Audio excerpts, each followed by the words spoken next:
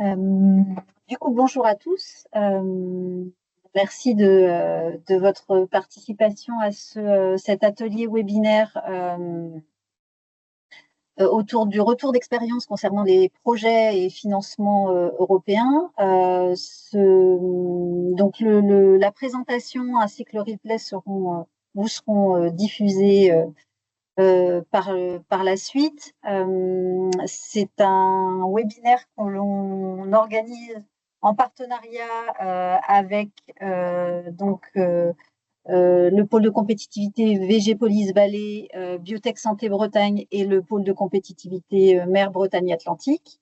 Donc moi, je suis Rosane Levaillant, je fais partie de l'équipe Europe des 7 technopoles de Bretagne et ce webinaire s'inscrit dans le cadre de notre réseau régional Noé, qui regroupe en fait une trentaine de structures bretonnes qui interviennent dans le champ de la recherche et de l'innovation et surtout des projets et financements européens. L'objectif de ce réseau, c'est d'inciter, d'encourager les acteurs bretons à s'impliquer dans ces démarches européennes. Il est co-animé par Bretagne Développement Innovation et par la plateforme projet européen académique d'EPE. Au programme d'aujourd'hui, du coup, on aura deux témoignages. Donc celui de Sarah Le Templier, qui est directrice générale de Pera Pharmaceuticals, qui a été lauréate de plusieurs projets européens, dont Eurostars, projet collaboratif, et UIC Accélérateur en individuel. Et puis, dans une deuxième partie, on aura l'intervention de Mathieu Rips, qui est président de Photonics Open Project et qui a été lauréat du projet européen SUAV. Donc, c'est un dispositif européen qui s'inscrit dans le cadre des financements, dits des financements en cascade.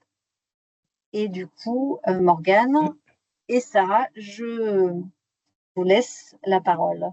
Oui. Merci à vous. On recueillera les questions-réponses à la fin du webinaire. Vous pourrez le faire par écrit ou par oral. Merci Rosane. Merci. Et donc bonjour Sarah. Bonjour. Sarah, vous êtes directrice générale de Pera Pharmaceuticals, donc une entreprise de recherche et développement en biotechnologie. Vous êtes basée à Pera-Aridi à Roscoff. Et votre entreprise est plutôt coutumière des financements européens. Notamment en 2021, vous avez obtenu un financement du programme Eurostars pour un projet collaboratif qui était dédié au développement d'une molécule inhibitrice pour le traitement du diabète de type 2. Est-ce que vous pourriez nous parler un peu plus de ce projet et de comment en fait aussi le financement a pu aider au développement de ce projet? Bien sûr. Nous, à Pera Pharma, on optimise et on développe des molécules plutôt pour des indications liées au système nerveux central. Donc, on n'est absolument pas spécialiste du diabète. Et l'intérêt d'un dispositif comme Eurostars était de collaborer, notamment avec des partenaires académiques, mais ça peut également surtout être avec des sociétés privées. Et il se trouve que notre collaborateur en France est une spécialiste du diabète de type 2 qui possédait sa propre animalerie, ce que nous n'avons pas non plus. Donc, c'était vraiment indispensable de collaborer pour pouvoir développer quelque chose dans cette indication. Évidemment, c'est un partenariat européen, donc il fallait également un partenaire étranger. Et en fait, c'est la société qui était en charge du montage du dossier qui nous a proposé quelques partenaires potentiels. Et donc, on en a choisi un qui pouvait nous aider à formuler un candidat médicament. Donc, si vous voulez, Eurostar, c'est plutôt pour des projets en amont et dans les phases de recherche pour les biotech avant la sélection d'un candidat médicament. Donc, on a commencé à travailler d'abord en partenariat avec notre collaboratrice française, puisqu'il fallait d'abord démontrer l'efficacité des molécules avant de commencer à les formuler. Et en fait, la spécificité du projet Eurostar, c'est que c'est vraiment une collaboration entre les États et la Commission européenne.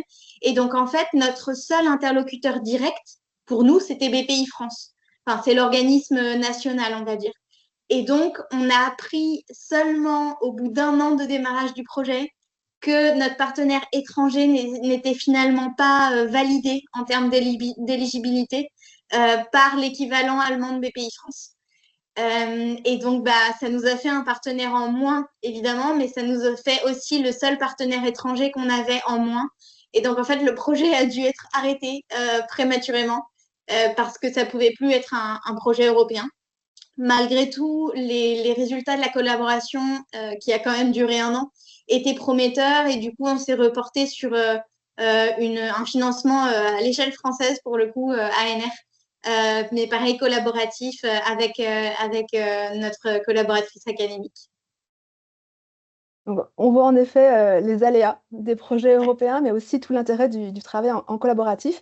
Mais vous avez également obtenu un projet en individuel, un EIC Accelerator, en l'occurrence en 2022, afin de travailler sur le traitement des déficits cognitifs associés à la trisomie 21 et à la maladie d'Alzheimer.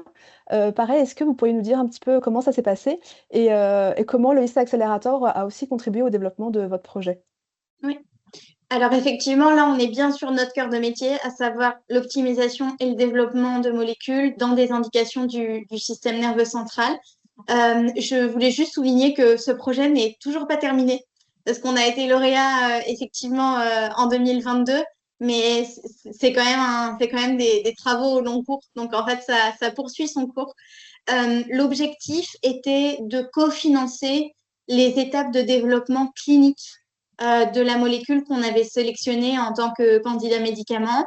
Et le gros intérêt de ce type de financement, déjà, c'est monopartenaire. Donc, en termes de propriété intellectuelle, on est beaucoup plus assuré du fait qu'il n'y aura pas de problème. C'est important quand on arrive au stade de la du développement puis de la commercialisation. Et en fait, c'est ce projet, ce dispositif, l'IIC Accelerator, propose vraiment des financements à hauteur de millions d'euros pour des projets en aval du développement, puisque l'objectif est vraiment la commercialisation du dispositif qu'on présente, au contraire de dispositifs à l'échelle nationale ou de moindre envergure à l'échelle européenne comme Eurostars, qui sont vraiment sur les phases de recherche. Et il n'y a pas vraiment d'équivalent de l'IIC Accelerator en France. Le seul projet dont on a pu bénéficier ponctuellement, entre guillemets, c'est France 2030 en France. Mais vraiment, en termes de montant comme d'avancement, c'est sans comparaison possible, l'IIC Accelerator. Et donc, ça nous a permis, d'abord de finaliser les études précliniques réglementaires, donc tout ce qui était exigé par les autorités de santé avant de pouvoir entrer en clinique. On a également achevé l'étude clinique de phase 1, donc ce qui nous a permis de démontrer l'innocuité du candidat médicament qu'on avait sélectionné. Et enfin, avant la fin du programme, on devrait être en mesure de finaliser la préparation de la prochaine étude clinique, donc de la phase 2. En revanche, c'est le cas pour tout projet, je pense, mais il y a toujours des délais et des décalages dans la réalisation effective des travaux par rapport au plan qu'on espérait pouvoir atteindre en 2021-2022. Et du coup, on ne pourra pas faire l'essai clinique de phase 2 dans le cadre de l'EIC, à moins de vraiment prolonger énormément la durée de ce programme-là. Et en termes de difficultés qu'on aurait rencontrées, je peux plutôt vous parler de la candidature, puisque c'est probablement le stade qui intéresse les auditeurs aujourd'hui.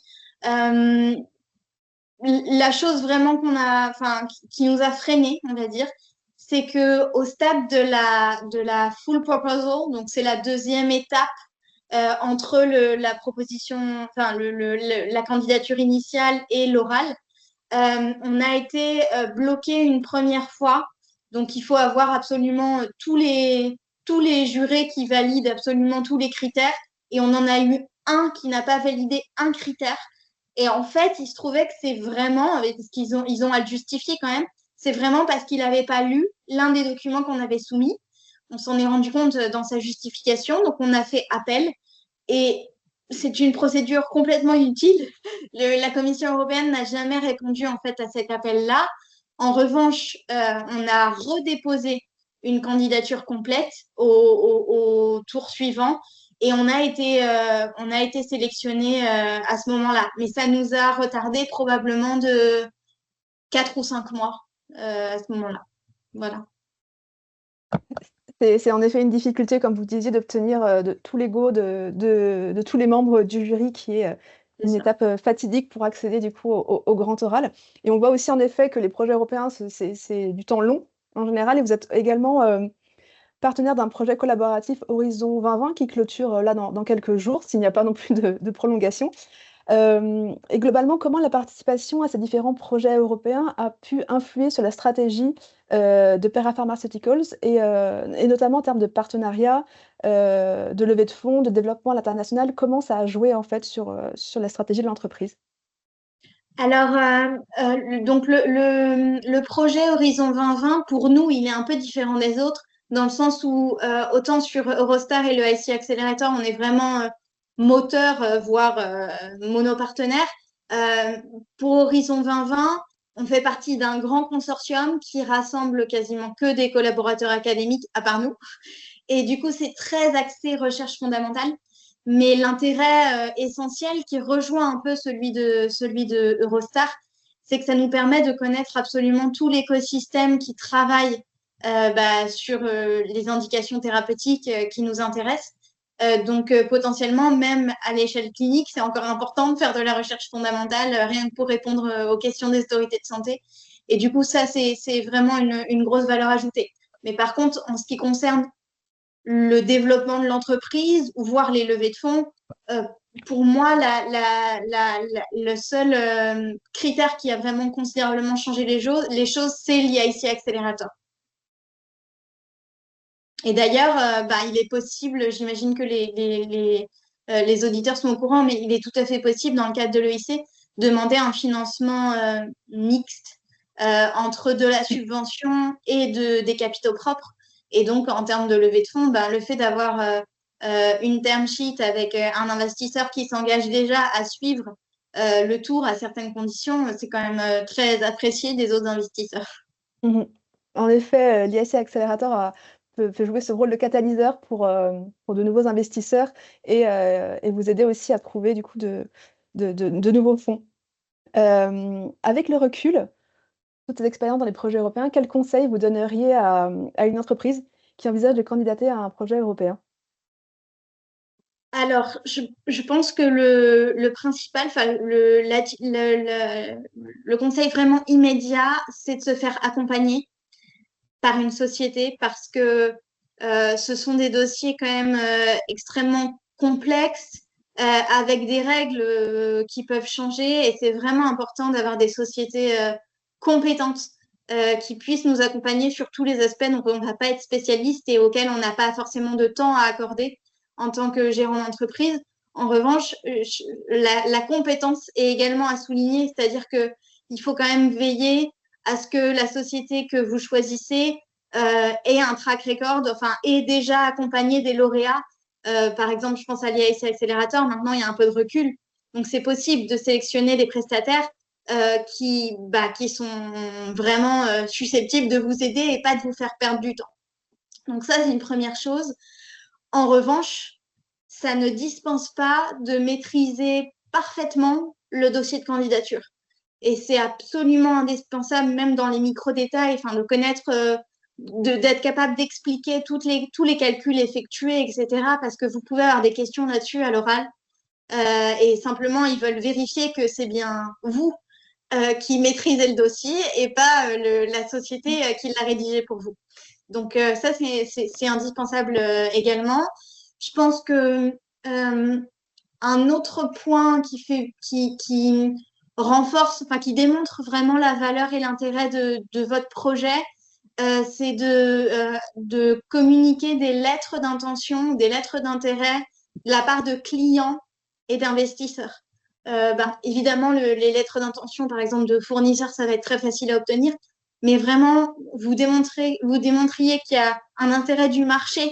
Donc, pour nous, dans le cadre des clients, c'était les sociétés pharmaceutiques ou alors des financeurs, mais évidemment en disant que pour l'instant, le projet est trop risqué et qu'il faut attendre d'avoir franchi quelques étapes supplémentaires avant vraiment d'investir dans votre dossier. C'est tout à fait l'objectif de l'EIC qui est censé prendre plus de risques que des investisseurs, on va dire, privés. Donc ça, c'est important, la démonstration d'un intérêt en fait de la part d'acteurs privés. Un autre conseil, je pense qu'il s'applique plus maintenant qu'au début, quand nous, on a été lauréats, c'est que si vous avez la possibilité d'attendre le plus tard possible pour postuler à l'EIC, c'est bien, parce qu'il faut vraiment que vous soyez capable de démontrer dans votre candidature que vous allez atteindre le stade de la commercialisation dans un délai de plus en plus restreint. Je crois que maintenant, ils veulent que ce soit fait en 2 ou 3 ans. Donc, il faut quand même avoir atteint le TRL le plus avancé possible, sachant par contre que, en tout cas dans notre secteur d'activité, quand on parle de commercialisation, c'est pas forcément la vente d'un médicament. Ça peut être aussi la concession d'une licence ou la cession le transfert en gros du programme de recherche à une société pharmaceutique. Et donc ça, potentiellement, nous, c'est ce qu'on a présenté dans notre projet. Nous, ça arrive en fin d'essai clinique de phase 2, qui est encore très éloigné d'une commercialisation de médicaments. Donc ça permet aussi de jouer un peu sur les délais. Et puis enfin, bon, ça c'est un petit conseil, mais je pense qu'il ne faut pas hésiter à demander des sommes élevées dans le cadre de l'EIC, enfin, bien sûr en respectant les plafonds, hein, mais c'est pas parce que vous demandez 2 millions d'euros en equity au lieu des 15 maximum que votre projet a le plus de chances de passer. Ils sélectionnent vraiment sur l'intérêt du projet, mais également, il faut qu'ils soient à peu près convaincus du fait que votre plan couvre tous les aspects jusqu'à la commercialisation. Et donc, il ne faut pas sous-estimer les besoins en se disant que vous avez plus de chance. Voilà. Merci pour ce retour très intéressant, Sarah. Et en effet, pour confirmer, donc la durée maintenant recommandée des projets, c'est 24 mois. Et la TRL d'entrée, une TRL 6 qui est plus élevée en effet que jusqu'en 2023 ou 2024 où la TRL était 5. Donc il faut pouvoir démontrer en effet une TRL 6 et aller jusqu'à la commercialisation. Donc encore merci et je vous propose, Véronique et Mathieu, de passer à votre témoignage. Mathieu, vous êtes directeur général de POP, Photonics Open Project. Vous êtes lauréat d'un appel du projet européen SUAV et du coup, Véronique va échanger avec vous sur ce projet et voilà, on va connaître un peu plus en détail ce que vous avez réalisé dans le cadre de SUAV. Merci Morgane. Donc, bonjour à tous. Donc, on peut peut-être passer à la suite et on avait convenu que Mathieu démarre par nous présenter l'entreprise Photonics Open Project et puis l'innovation qu'ils ont développée. Bonjour à tous. Photonics Open Project ou POP, c'est une jeune entreprise coopérative créée à Lannion après un partenariat entre un CRT en photonique, Photonics Bretagne, et l'Institut agricole Arvalis, Institut végétal, qui coopèrent depuis 2019 et qui travaillent sur des technologies innovantes pour l'agriculture et dont POP a pu bénéficier au cours de transfert. Et POP s'est créé avec la vocation de faire de la technologie un peu différemment, notamment en diffusant des technologies photoniques de façon un peu plus ouverte pour coopérer avec l'ensemble des acteurs du monde agricole notamment et de besoins variés auxquels la technologie peut répondre. Donc on a une équipe de 4 associés salariés. Et sur la slide suivante.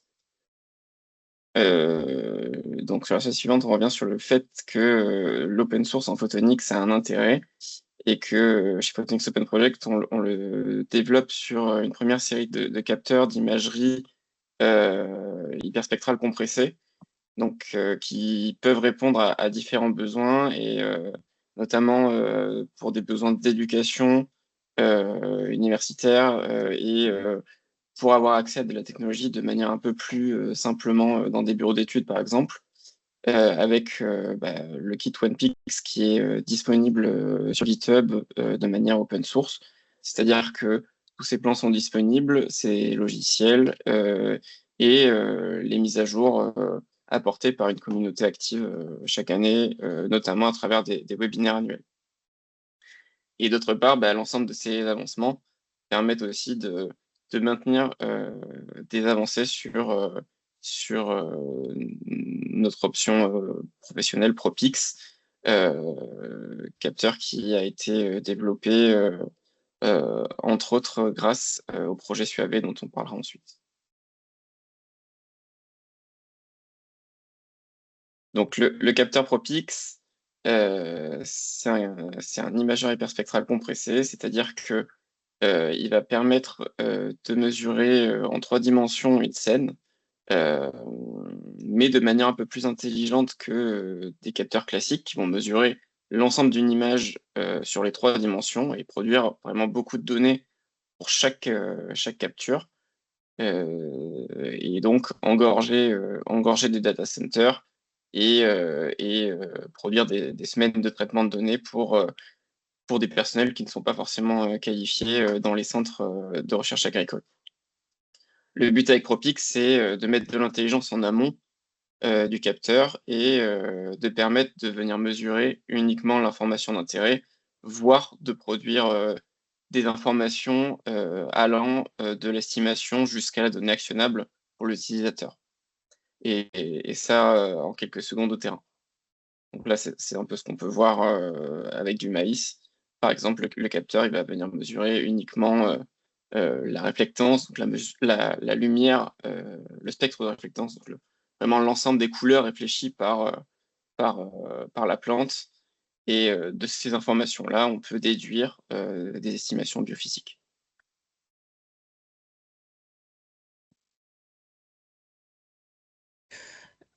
Ok, merci Mathieu pour cette présentation. Et puis je pense qu'on aura l'occasion de revenir sur la technologie que vous utilisez, les innovations que vous développez par la suite.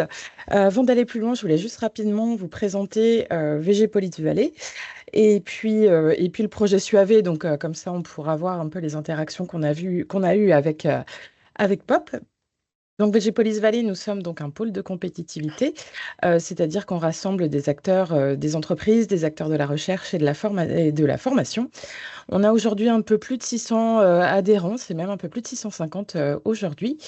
On a des bureaux qui sont en Bretagne, en Pays de la Loire, en région Centre-Val de Loire et Auvergne-Rhône-Alpes, avec des adhérents qui sont aujourd'hui à peu près répartis dans toute la France. Et nos adhérents donc, sont présents sur toute la chaîne de valeur. Sur la partie amont, on va avoir des obtenteurs, des sélectionneurs de variétés, les acteurs de la santé du végétal et du sol, du machinisme, de l'équipement, et puis tout ce qui va tourner donc, autour du numérique comme le fait Pop. En termes de production végétale, on va couvrir toutes les filières qui sont présentes en métropole, donc excepté la forêt. Et puis en matière de transformation, distribution, on a des adhérents qui valorisent le végétal pour l'alimentation, tout ce qui va être complément alimentaire également, cosmétiques, les agromatériaux et le végétal urbain.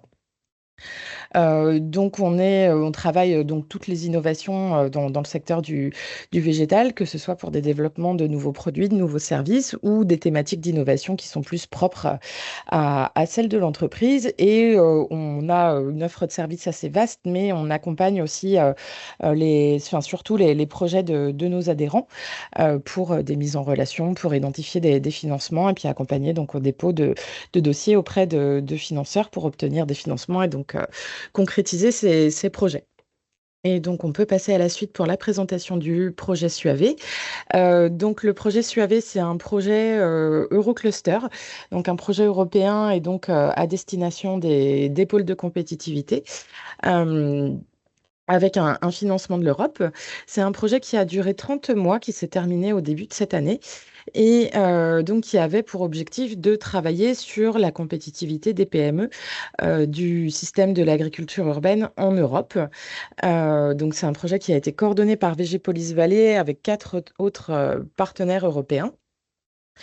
Et vous voyez donc nos objectifs, ça a été donc bien sûr d'améliorer les systèmes alimentaires urbains en augmentant donc les niveaux de production, à répondre aussi aux attentes de la part des consommateurs, donc tout en réduisant les impacts négatifs sur l'environnement et l'utilisation des ressources naturelles et d'intrants. Donc, on avait l'ambition donc de contribuer à verdir, à nourrir le monde avec une intégration des problématiques climatiques et puis la réponse donc aux défis agroalimentaires sur la résilience et la durabilité en aidant les PME à s'engager dans des trajectoires de transition verte, numérique et industrielle. Donc, on peut passer à la suite.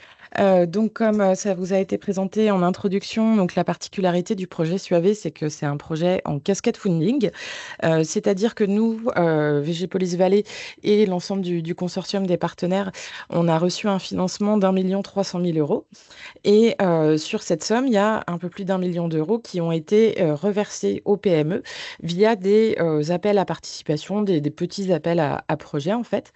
On a donc financé 5 types d'activités, des missions commerciales, de l'innovation, des diagnostics donc sur les enjeux en lien avec la transition verte et digitale, des formations pour les salariés des PME sur ces mêmes sujets et aussi des études sur l'internationalisation des entreprises.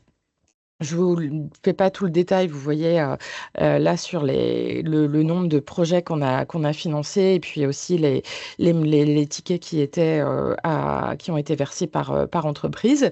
Et puis voilà, avec une cible assez large finalement sur tous les organismes, dès lors qu'ils répondaient à la qualification des PME en Europe, en touchant de près ou de loin donc, à l'agriculture urbaine.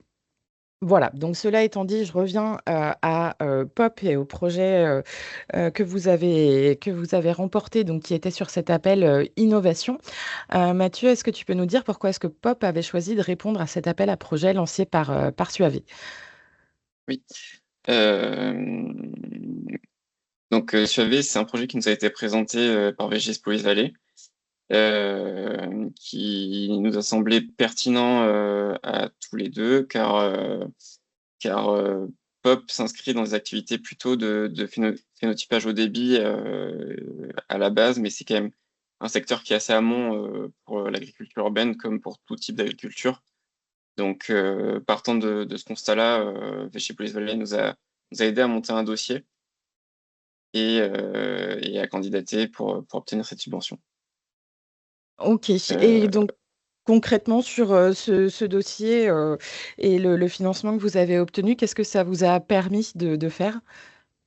Oui, donc ça nous a permis d'avoir un petit bonus supplémentaire sur les projets BPI qu'on avait pu avoir au lancement d'activité pour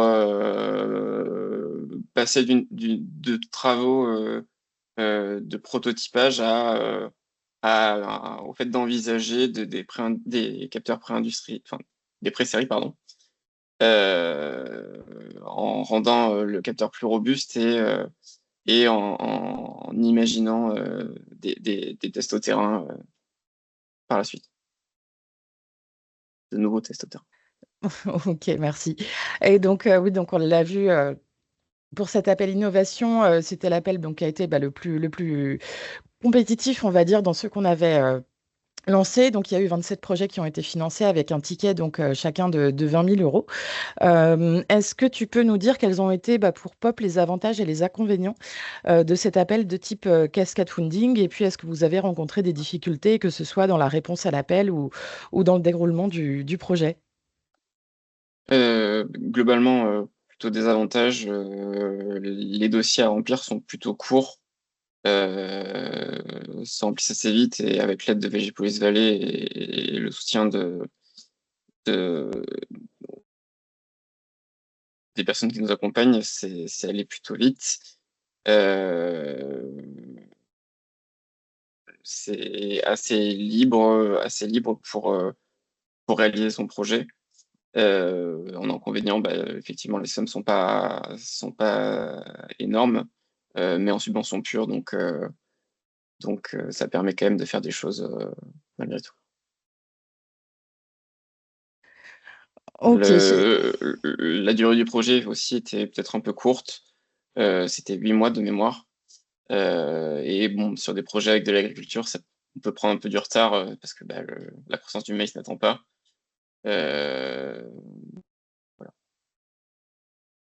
Ok, effectivement. Donc on voit des avantages qui sont liés aussi au fait que je pense qu'on sait que les tickets sont assez maigres. Donc forcément, derrière, les dossiers à remplir sont assez brefs. Forcément, il ne faut pas y consacrer trop de temps. La justification aussi derrière est quand même assez simplifiée. Mais voilà, on a le pendant aussi de sommes qui sont assez petites et de projets qui sont effectivement assez courts. Ouais. Et donc, tu nous as dit que vous aviez été accompagné par VG Police Valley dans la réponse à cet appel à projet. Qu'est-ce que vous avez vu comme plus-value de la part de l'accompagnement du pôle, que ce soit dans la réponse à l'appel ou dans la conduite du projet? VG Police Valley a surtout été présent, pour nous aider à répondre à cet appel. Donc, c'était la première fois qu'on répondait à un appel à projet européen, pour nous conseiller, relire nos brouillons de projet, jusqu'à la soumission. Sur la phase de réalisation, on a été libre à 100%, et sur les phases de rédaction des conclusions du projet, VG Police Valley nous a aidé de nouveau pour conclure le projet. Ok, merci. Et donc, suite à ce projet, on fait un petit saut en avant pour revenir dans le présent. Où est-ce que vous en êtes aujourd'hui chez POP, et comment est-ce que vous avez avancé depuis la conduite de ce projet dans le cadre de SUAV? À l'heure actuelle, ce capteur est commercialisé. Donc des premiers clients l'ont commandé ou l'ont déjà chez eux. En parallèle, il est encore sur des portiques de phénotypage au débit, chez Arvalis, Institut du Végétal notamment, pour continuer de sortir des données et prouver sa pertinence, auprès de chercheurs, de futurs acheteurs, et pour permettre comment dire, de passer cette clôture des nouvelles technologies, auprès des agronomes qui doivent, enfin, à qui on veut faire comprendre qu'il y a un intérêt non négligeable pour eux. Ok, merci, super. Et donc, pour conclure en 2 mots, finalement, est-ce que tu conseillerais aux autres PME de candidater à des appels européens en cascade funding? Oui, bien sûr, si les projets, si les appels à projets sont pertinents, il faut pas hésiter, c'est plutôt rapide. Si on est bien accompagné, ça peut être d'autant plus rapide et simple. Pour des petites subventions à 100%, c'est toujours un bonus qui est pas négligeable. Ok, merci, super. Et puis moi, pour ma part, en conclusion, donc, je pense que c'est un projet qui illustre bien on va dire la relative simplicité de pouvoir s'intégrer à des projets européens. Et puis pour vous rappeler que les pôles de compétitivité comme VG Police Valley sont là pour transmettre les informations sur les appels en cours et à venir à leurs adhérents, et puis accompagner aussi sur les réponses et la constitution des dossiers. Et puis on peut être présent pendant la réalisation des projets également. Eh bien, merci à tous les deux. Merci Véronique, merci Mathieu pour ces échanges aussi très éclairants et très intéressants. Euh, Est-ce que parmi les participants, ces interventions ont soulevé des questions? Est-ce que vous avez des choses que vous souhaiteriez discuter avec les intervenants?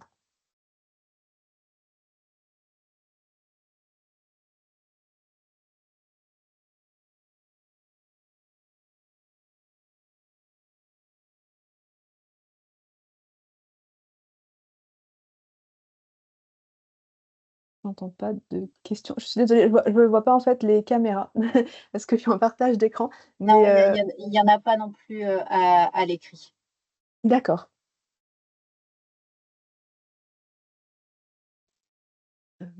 Dans ce cas, je propose de passer. Caroline, pardon. Caroline Bigot. Pardon. Oui, pardon, bonjour.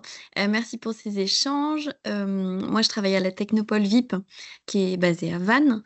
Merci pour vos retours d'expérience. Moi, j'ai une question. Est-ce que vous voyez des différences, alors avec des avantages et des inconvénients, par rapport à des demandes, des dossiers que vous avez pu déposer en France, enfin, on va dire pour des aides au niveau Bretagne, au niveau BPI? Est-ce que vous aviez eu aussi ces retours d'expérience-là?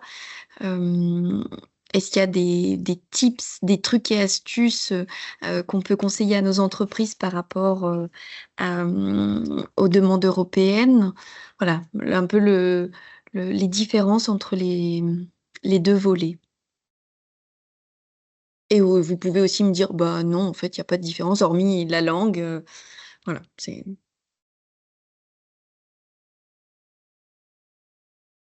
Si vous voulez, je peux répondre. Oui. Alors, pour nous, il y a une différence très importante, c'est que en France, alors majoritairement à l'échelle nationale, donc BPI France ou les ANR, etc., on gère toute notre candidature nous-mêmes. Il n'y a pas de... Enfin, disons que ce soit les attentes de BPI France, etc., ou le verbiage, entre guillemets, a indiqué on n'a pas de problème pour le formuler nous-mêmes. À l'échelle européenne, ça me semble vraiment impossible. Et apparemment, le taux de succès en France est quand même bien meilleur, enfin pour les appels d'offres nationaux, est quand même bien meilleur qu'à l'échelle européenne, où c'est nettement plus compétitif, en tout cas pour l'IAIC Accélérateur. Donc peut-être qu'en première intention, entre guillemets, vaut mieux essayer en France de toute façon. Rien que pour s'habituer à la présentation des projets, à la réponse à différents thèmes qu'on ne maîtrise pas toujours sur lesquels on ne travaille pas au quotidien quand on gère une entreprise. Ok, merci. Mathieu, est-ce que vous voulez ajouter un élément? Je rejoins un peu cet avis-là, avec peut-être un peu moins d'expérience parce qu'on n'a pas déposé de IC ou des projets aussi ambitieux au niveau européen. Mais effectivement, en France, notamment avec les BPI, les appels à projets auxquels on a pu répondre au niveau régional, les dossiers peuvent être légèrement plus longs que ceux qu'on a pu remplir pour le projet SUAV, par exemple, ou d'autres. Mais toujours avec un peu d'accompagnement et ça peut être effectivement accepté plus simplement. En fait, juste pour compléter les réponses, ça va dépendre aussi des dispositifs en question, de l'ampleur qu'on veut donner aussi au projet et des objectifs derrière, parce que pour certains objectifs et pour certaines entreprises, en fait, les dispositifs nationaux ou régionaux ne répondent pas. Donc, du coup, de s'orienter vers les financements européens, qui sont pour la plupart des subventions. Il y a encore des dispositifs européens aussi qui financent à 100%, ce qui n'est pas du tout le cas au niveau national et régional. Donc, en fait, vu l'éventail de dispositifs, il n'y a pas une réponse toute faite. Il y a des différences réelles entre les candidatures, les critères d'éligibilité, mais ça peut être très, très variable, quoi. Et j'ai un petit ajout à faire qui est quand même extrêmement important pour des startups, disons. C'est que en France, que ce soit BPI France ou à l'échelle régionale, il y a une exigence de niveau de fonds propres, ce qui n'existe pas avec la Commission européenne. La Commission européenne, la seule contrainte, entre guillemets, c'est qu'on ne soit pas une entreprise en difficulté. mais dès l'instant où l'entreprise a effectué sa première commercialisation il y a moins de 7 ans, elle est exonérée, entre guillemets, elle est exemptée de ce statut d'entreprise en difficulté, quel que soit son bilan. Et donc ça, c'est une différence majeure, parce que déjà, à l'échelle de la candidature, il faut absolument être dans les clous en France. Et même une fois qu'on est lauréat, il faut batailler avec BPI France ou la région si jamais on perd ce niveau de fonds propres requis. C'est vrai, 1 pour 1 souvent. Merci. Merci. Et puis, on va pouvoir conclure s'il n'y a plus de questions. Morgane, je te laisse la main. Oui, merci Rosanne. En effet, ça a été évoqué pendant ce webinaire. Il y a un accompagnement qui est possible en région Bretagne par les pôles de compétitivité, co-organisateurs de cet événement qui sont présentés ici, qui étaient VG Police Valais, le Biotech Santé Bretagne et le pôle mer Bretagne Atlantique. Et avec les 7 technopoles de Bretagne, nous faisons partie d'un réseau breton qui s'appelle Noé et qui réunit les acteurs académiques et socio-économiques de Bretagne pour accompagner les acteurs vers les projets européens de recherche et d'innovation. Donc, on est un réseau de 30 structures, comme présentait Rosanne tout à l'heure, et on est à disposition pour de l'information, pour de l'accompagnement, pour de la recherche d'appels à projets, de partenaires. On est là aussi pour accompagner les acteurs bretons dans leur recherche et leur démarche vers les financements européens. Sachant qu'un accompagnement est également possible par des consultants. Nous, on peut venir en complément, notamment sur de la relecture, mais dans tous les cas, donc le passage par un cabinet de consultants est possible et selon le dispositif que vous déposez, il y a également un soutien de la part de BPI France qui est possible et notamment sur le lycée accélérateur qu'a présenté Sarah Le Templier tout à l'heure, avec une prise en charge du coût de l'intervention d'un cabinet à hauteur de 50%. Et également sur des dispositifs collaboratifs. Ça peut être le cas également pour Eurostars. Si l'entreprise est chef de file, elle peut aussi être accompagnée dans le cadre de cette aide BPI France. Donc, dans tous les cas, on vous transmet cette présentation, vous aurez tous les liens et vous pourrez analyser ça plus en profondeur. Vous avez le contact de Véronique côté VG Police Valais si vous souhaitez prendre contact avec elle. Vous avez également nos contacts côté 7 Technopole de Bretagne à Rosanne et à moi. Et on reste à votre disposition pour toute information complémentaire. Et voilà, mais sur ce, s'il n'y a plus de questions et si tout est dit, je voulais à nouveau vous remercier pour votre présence aujourd'hui, votre participation. Merci également à Sarah et Mathieu pour vos interventions. Merci Véronique pour la préparation. Merci également à Rosanne et à toute l'équipe. Et donc, cette présentation sera disponible dans quelques jours sur le site de cette technopole de Bretagne. Merci. Merci à vous. Merci à Merci. tous. Bonne journée. Merci beaucoup. Bonne journée. Merci, Merci. à bientôt. Au revoir. Au revoir. Au revoir. Au revoir.